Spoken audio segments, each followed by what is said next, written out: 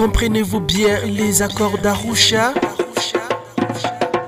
Itolilo Burundi vous propose une série des émissions sur l'explication des accords d'Arusha.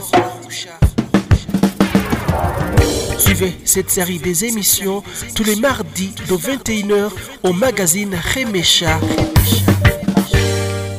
www.remesha.net.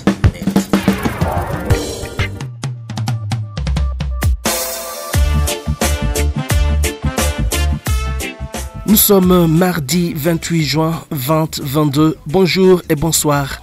Je vous souhaite la bienvenue à ce nouveau numéro de cette émission sur les accords d'Arusha pour la paix et la réconciliation au Burundi. Une émission d'Itolilo Burundi présentée par moi, Franck Espoir Ndizeye. Nous allons continuer notre série des émissions sur l'appendice 1 des accords d'Arusha concernant les notes explicatives sur le protocole 2. Nous sommes toujours au point 1 du résumé des propositions sur la constitution et la période de transition du Burundi. Après les généralités, voilà le point B du résumé de ces propositions. Nous allons commencer par le sous-point 1 du système électoral. Le système électoral ne porte pas uniquement sur le système de vote, mais doit être compris dans le cadre plus large de la diversité des mécanismes institutionnels et autres qui prévoient l'inclusion et une participation multiethnique aux structures du gouvernement et du Sénat. Le sous-point 2, la surreprésentation ethnique. Le système électoral défini dans l'accord est fondé sur le principe du suffrage universel, donc approuvé par toutes les parties avec une liste électorale unique approuvée par au moins 12 et sans doute plus de partis. Le système électoral prévoit que le vote se fera sur la base de listes des partis dans un système de représentation proportionnelle dans le cadre duquel les listes devront faire ressortir une forte représentation des minorités.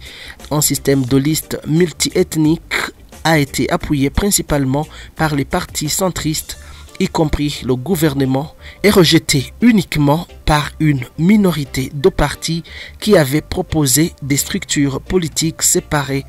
Quelques partis ont demandé qu'au moins 50% de membres de l'Assemblée nationale soient issus de quelques 15% de la population constituée par les minorités.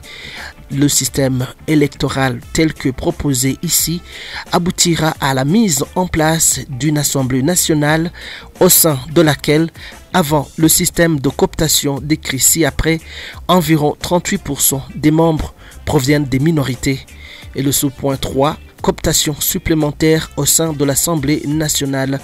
Les propositions offrent la possibilité d'une plus grande représentation des minorités au cours des premières élections au moyen d'un mécanisme de cooptation qui accorde plus de sièges aux partis d'opposition grâce à l'octroi d'une proposition égale de 20 sièges supplémentaires à tous les partis remplissant les conditions requises, quel que soit le soutien populaire dont ils disposent.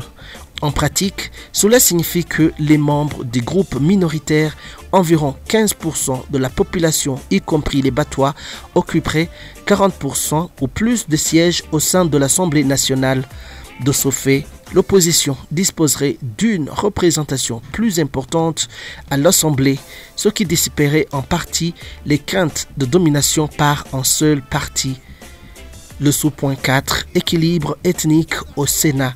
Par ailleurs, ces propositions prévoient la création d'une deuxième chambre au sein de laquelle 2 représentants, l'un Hutu et l'autre Tutsi, seront élus dans chaque province par voie de scrutin indirect. La parité est donc assurée sur le plan ethnique dans la composition de cette chambre, le Sénat. Le Sénat est doté de pouvoirs importants qui lui permettent de confirmer ou d'approuver les nominations à des postes stratégiques et les lois importantes. Il convient de noter que les propositions concernant la création, les pouvoirs et la composition du Sénat ont été fortement appuyés par un grand nombre de partis censés représenter les intérêts des minorités et vivement contestés par le groupe des partis du G7.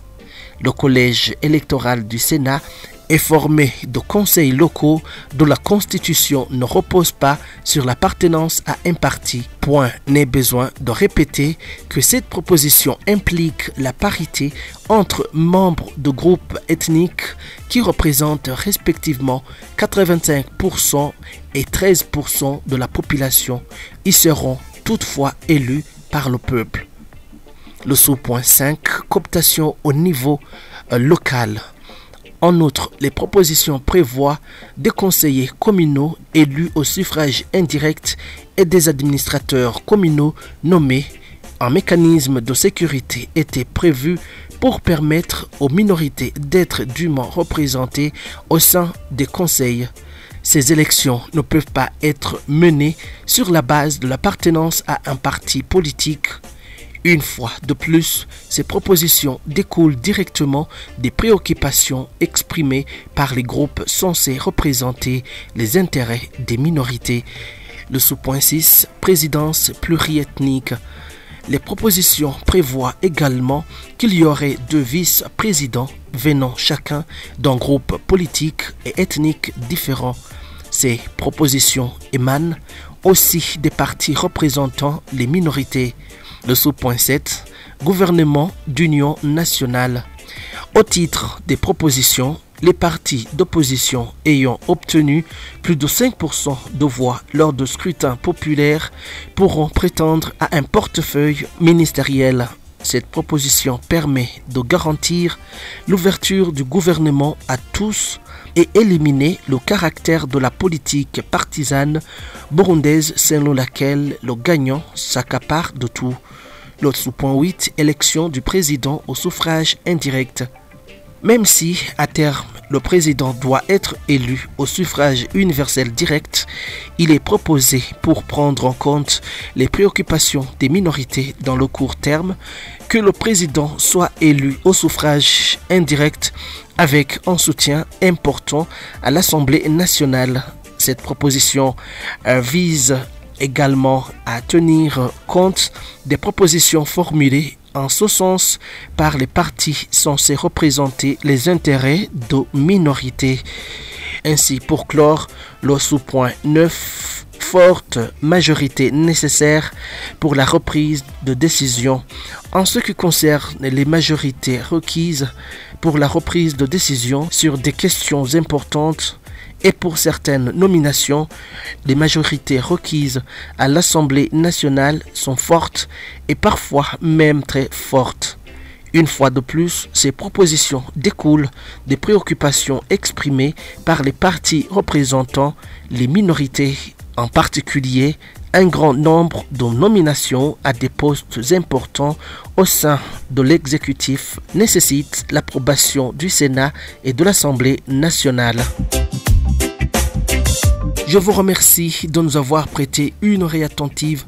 Je vous rappelle que vous pouvez retrouver cette série des émissions sur le www.itorero.org, sur le www.remesha.net, mais aussi sur tous les comptes des réseaux sociaux d'Itorero Burundi, sur YouTube et Facebook, Itorero Burundi et Twitter, Itorero B.